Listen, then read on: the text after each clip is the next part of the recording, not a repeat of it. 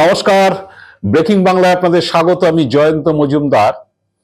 মুখ্যমন্ত্রী শুভেন্দু অধিকারীর সিএ চন্দ্রনাথ রথের খুনের ঘটনায় সিবিআই দুইজনকে গ্রেপ্তার করেছে, মানে সিবিআই তদন্ত হাতে নেওয়ার পরে।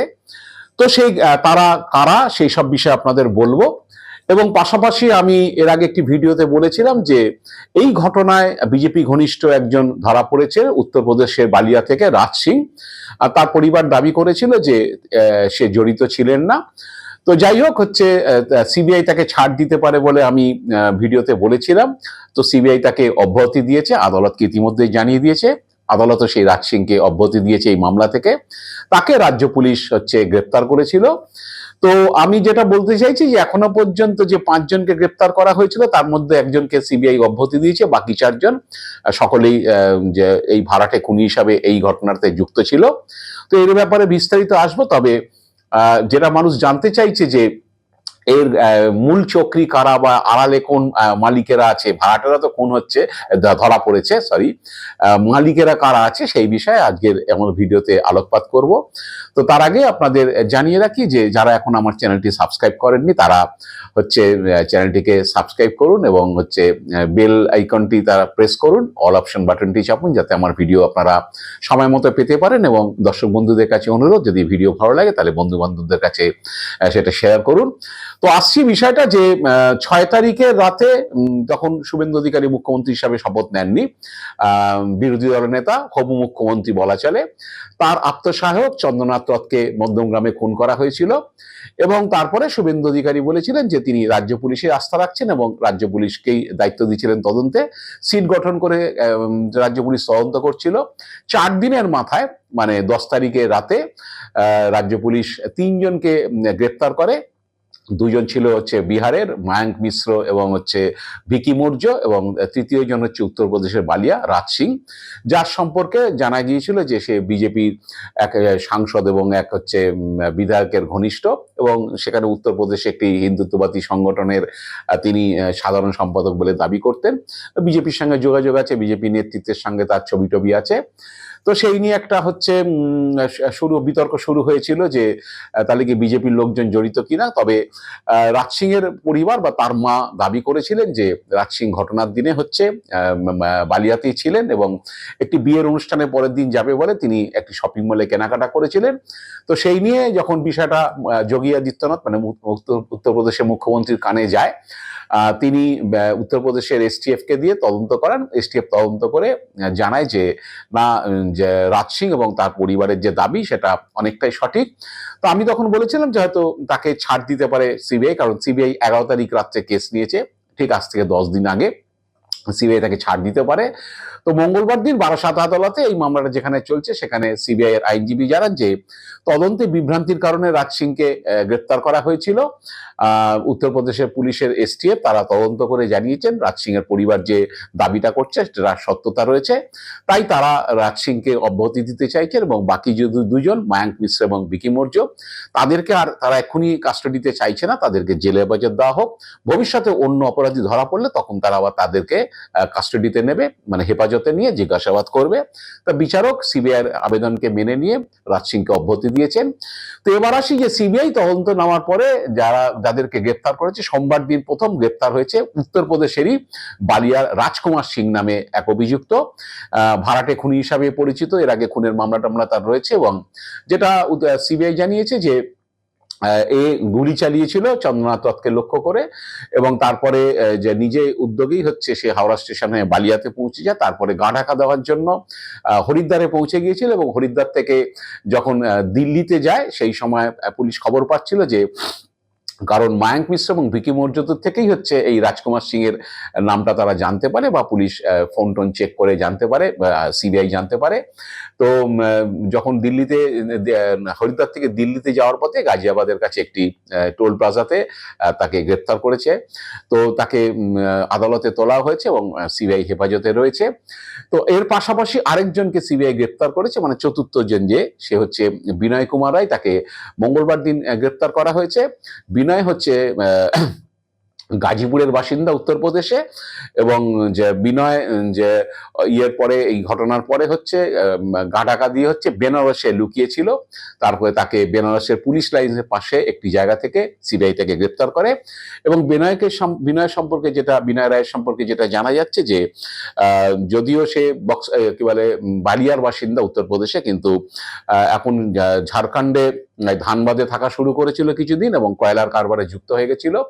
তো সিবিআই সূত্রে যেটা জানা যাচ্ছে, অনেক কিছুই জানা যাচ্ছে যে বিহারের ঝাড়খণ্ডের এক গ্যাংস্টার বা কয়লা মাফিয়া এই এই টোটাল টিমটাকে, যারা এই 4 জন যারা ভাড়াটে খুনি ধরা পড়েছে, যারা মোটামুটি অপারেশনে ভালো রোল নিয়েছিল, গুলি টুলি চালিয়েছিল, একজন গ্যাংস্টারের কথাতেই তারা করেছিল এবং সেই গ্যাংস্টারের খোঁজটোজ চলছে। তবে অপর একটি সূত্র যেটা জানা যাচ্ছে যে এই যে মূল চক্রী যারা, আসলে যেটা হয়েছে যে মানুষ এটা জানতে চাইছে যে চন্দ্রনাথের সঙ্গে কার শত্রুতা ছিল, চন্দ্রনাথকে কেন খুন হতে হলো, মানে চন্দ্রনাথকে খুন করে কার পারপাস সার্ভ হয়েছে, এইটাই এখন মানুষের প্রশ্ন। রাজ্য পুলিশ 3 জনের মধ্যে 2জনকে ঠিকঠাক গ্রেপ্তার করেছে, সিবিআই সেটা মেনে নিয়েছে। সিবিআই আরো 2জনকে গ্রেপ্তার করেছে। 4জন ভাড়াটে খুনি যারা ছিল, কারণ 6-7 জন ছিল বলে ঘটনার দিন জানা গিয়েছিল গাড়িতে এবং বাইকে। তো এরা যারা অপারেশনে থাকে তারা জেনে যায়, তাদেরকে কোনো একজন গ্যাংস্টার বা কেউ হয়তো বলে যে, এই যেটা রাজকুমার এবং বিনয় রায় বলেছিল, তাদেরকে ছবি দেখানো হয়েছিল, ছবি দেখিয়ে বলেছিল যে এই লোকটিকে খুন করতে হবে।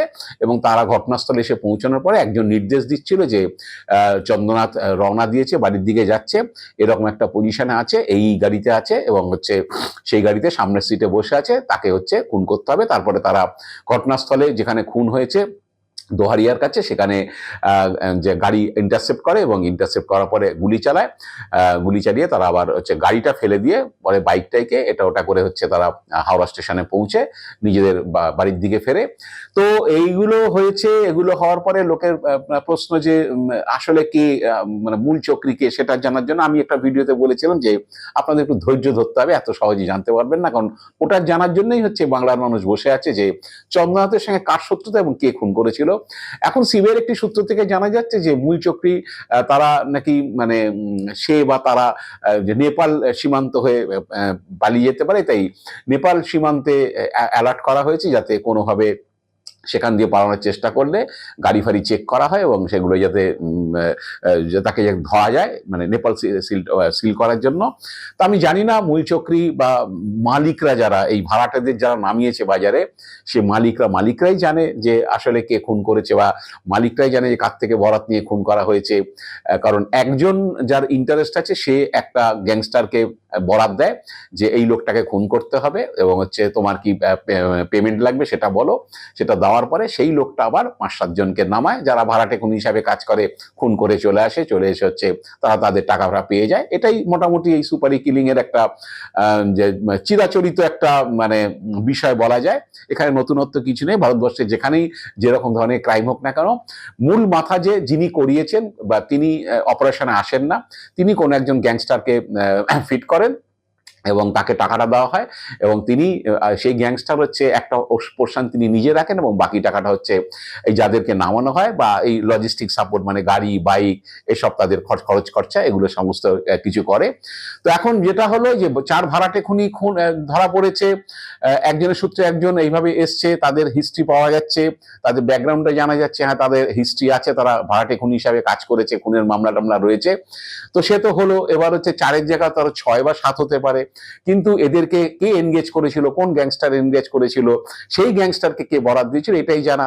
এখন যদি তারা নেপালের দিকে চলে যায় বা নেপাল বর্ডার পেরিয়ে চলে যায়, কারণ ইতিমধ্যে হচ্ছে 6 থেকে 15 দিন অতিক্রান্ত। এবারে বেশি দিন হয়ে গেলে এদের হচ্ছে গা ঢাকা দেওয়ার সুযোগ থাকে, বা কোনোভাবে যদি ভিন দেশে, এত বাংলাদেশে যাবে না, ভিন দেশে বলতে নেপালে গিয়ে যদি ঢুকে পড়ে, একবার ঢুকে পড়লে তাকে ভাড়াটেরা অনেক কিছু বলবে, ভাড়াটেদের নিয়ে 2-1টি অস্ত্র পাওয়া গেছে, সেগুলো ফরেন্সিকে পাঠানো হবে যে সেই অস্ত্র দিয়ে হচ্ছে খুন হয়েছে কিনা। তো এখন মূল চক্রী যদি সত্যি সত্যি নেপালের দিকে চলে যায়, তাহলে সিবিআই বলবে যে আমরা তো চেষ্টা করেছিলাম, কি বলে এদেরকে তো গ্রেফতার করেছি, বা রাজ্য পুলিশও বললো আমরা চেষ্টা করেছিলাম, এদেরকে গ্রেফতার করেছে, কিন্তু এরা যার নাম বলছে, যারা এদেরকে খুন করার বরাত দিয়েছিল, তারা ট্রেস পাওয়া যাচ্ছে না, সে হয়তো ভিন দেশে মানে নেপালে পালিয়ে যেতে পারে। তো তার জন্য আমাদের আবার দীর্ঘ অপেক্ষা। যদিও রবিবার দিন শুভেন্দু অধিকারী যে চন্দ্রনাথের পারলৌকিক ক্রিয়ায় চণ্ডীপুরে গিয়েছিলেন তার বাড়িতে, সেখানে যে শুভেন্দু অধিকারী তাকে শ্রদ্ধা জানিয়ে চলে আসার পরে তার মা, যে চন্দ্রনাথের মা, তিনি পুলিশকে সংবাদ মাধ্যমকে বলেছেন যে মুখ্যমন্ত্রী আমাদের কথা ভেবেছেন, আমাদের কাছে এসছেন, এর জন্য আমরা কৃতজ্ঞ। এবং মুখ্যমন্ত্রী আমাকে বলেছেন যে চন্দ্রনাথের যারা খুনি তারা কঠোর সাজা পাবে, তিনি সেই আশ্বাস দিয়েছেন। আমরা যে মুখ্যমন্ত্রীর উপর কি বলে ভরসা রাখছি যে তিনি নিশ্চয়ই সাজার ব্যবস্থা করবেন চন্দ্রনাথের খুনিদের। এখন দেখা যাক যে যেহেতু সিবিআই এর হাতে গেছে, এবার সিবিআই দুজনকে অ্যারেস্ট করেছে, রাজ্য পুলিশ দুজন অ্যারেস্ট করেছে, শেষ পর্যন্ত এই মালিকরা, যারা এই ভাড়াটে খুনিদের মালিকরা ধরা পড়ে কিনা, আর মুই চক্রী ধরা পড়ে কিনা, এবং তার জন্য আমাদের কতদিন অপেক্ষা করতে হয়, আমরা সেই অপেক্ষায় আছি। আজ এ পর্যন্তই। আপনারা ভালো থাকবেন, সুস্থ থাকবেন। নমস্কার।